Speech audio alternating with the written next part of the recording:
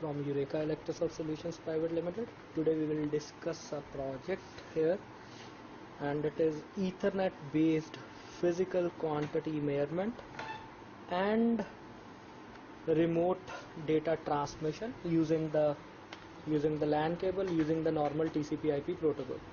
So we have two ends here with us. One is the server end.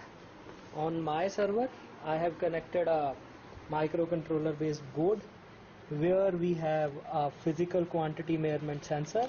Physical quantity in our case is a temperature. We are taking temperature as the physical quantity, and a temperature sensor is there.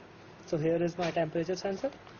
So the signal of the temperature sensor is an analog quantity which is being measured by a PIC microcontroller. So I have a PIC microcontroller here with me. It has an 10-bit ADC in it. So it will automatically take the analog signal and convert it into the digital one. Controller used here is 16F877A. So the digital quantity processed by the microcontroller will then be transmitted to the PC using a normal RS-232 cable. So we have an RS-2322 serial converter here with us. So to convert the RS, as microcontroller is working on the TTL logics, and at PC we need the RS-232 logic. So we have a chip here. The number of the chip is MAX232. The line driver chip, it is called a line driver chip. It is used to convert the TTL logics into the RS-232 logics. So we have connected it here in between the microcontroller and the PC. And one another part is there. We have a power supply with us. So in my power supply we have a transformer to step down the AC. Then we have a rectifier section with us. Other than rectifier, we have a filtration circuit by using a capacitor. A regulator is there to convert the 9 or 12 volt DC into the 5 volt DC, as our controller is working on plus 5 volt. So here an indicator is there. So from my PC, when the analog signal, from my microcontroller, when the analog signal is processed and is converted to the digital one, then it is transmitted to the PC using this line driver chip. So here we go.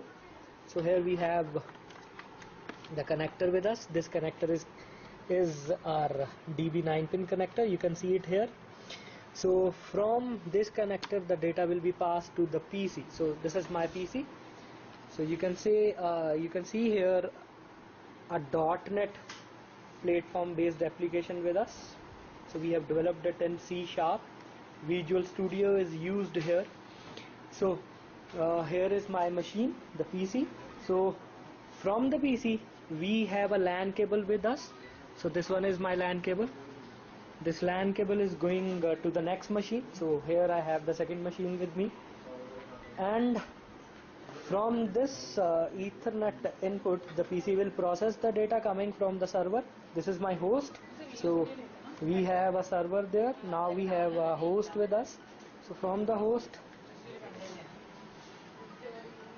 signal is received using the LAN cable, which is further given to the PC, and this PC will process it, and using the RS-232 logic again it will transmit it to the second hardware. So we have our second hardware here, the receiver hardware with us. A microcontroller is again used here to process the data, and then to display the temperature here on the screen we have an LCD with us. It is an ASCII based LCD working on plus 5 volt again. So supply is there. So I will show you how the things are working in this project.